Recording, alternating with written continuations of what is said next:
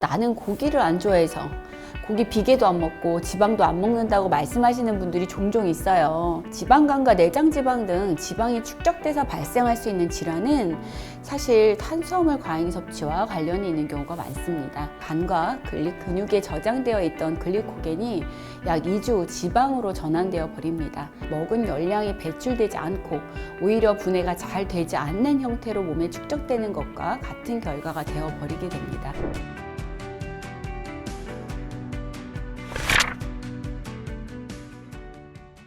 네, 안녕하세요. 분당차병 가정의학과의 허양임입니다. 자, 환자분들 중에서 나는 고기를 안 좋아해서 고기 비계도 안 먹고 지방도 안 먹는다고 말씀하시는 분들이 종종 있어요. 그런데 이제 검사를 해보면 지방간이나 내장 비만이 발견이 되면 이 환자분들이 진단을 받고 막 놀라고 억울해 하시기도 합니다. 자, 왜 이런 결과가 나오는지 오늘 알아보도록 하겠습니다. 네, 그렇습니다. 지방간과 내장지방 등 지방이 축적돼서 발생할 수 있는 질환은 사실 탄수화물 과잉 섭취와 관련이 있는 경우가 많습니다. 즉, 이런 분들은 지방은 잘 안 드시지만 밀가루 음식과 쌀밥 등 탄수화물을 많이 섭취하실 가능성이 높은 거죠. 자, 당류는 탄수화물이라고도 부르며 우리 몸에서 에너지원으로 쓰이시는 3대 영양소 중 하나입니다. 자, 크게는 단당류, 이당류, 다당류로 나누어지는데요. 다당류는 말 그대로 여러 개의 단당류 분자가 결합해서 형성된 것이고요. 녹말, 글리코겐, 셀룰로즈 등이 있습니다. 자, 이당류는 말 그대로 두 개의 단당류 분자가 결합한 형태로 설탕, 메가당, 유당 등이 여기에 속합니다. 단당류는 단맛을 가진 당분 분자로 가장 단순한 형태인데 포도당이나 과당, 젖당 등이 포함이 됩니다.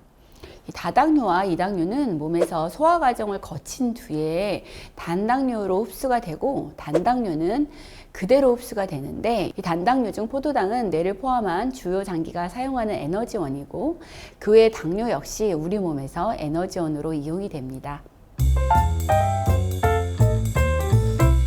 네, 그렇습니다.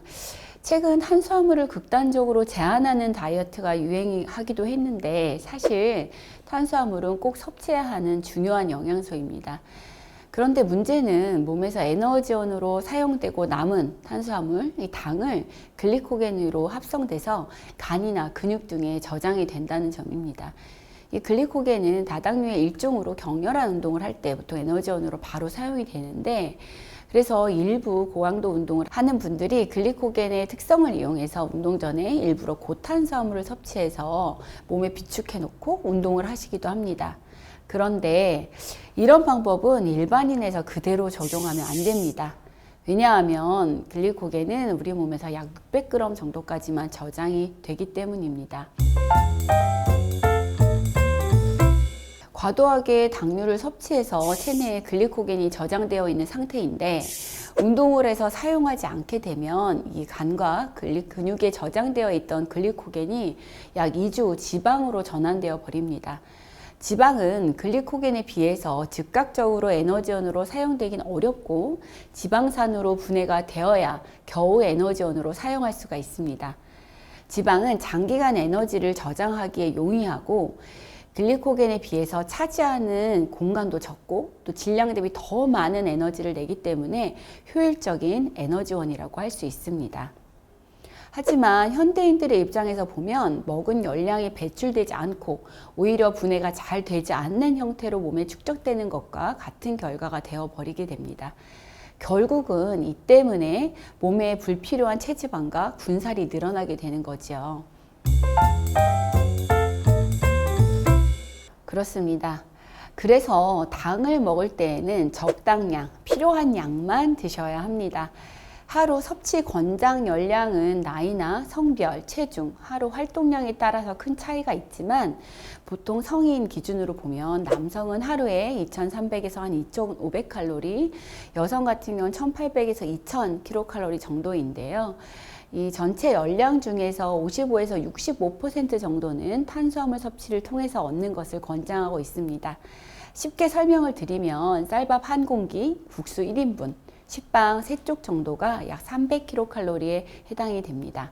그러니까 하루 3끼 밥 한 공기로 탄수화물을 드시고 단백질, 지방이 골고루 포함되어 있는 반찬을 골고루 섭취하시면 하루에 필요한 당류, 탄수화물은 충족이 된다고 보시면 됩니다. 자, 그 이상으로 과도하게 당을 섭취하는 경우에는 섭취한 당이 체지방으로 쌓일 수 있는 것이죠. 탄수화물, 당류는 손쉽게 섭취할 수 있는 에너지원이고 그렇기 때문에 과잉 섭취하기 쉽습니다.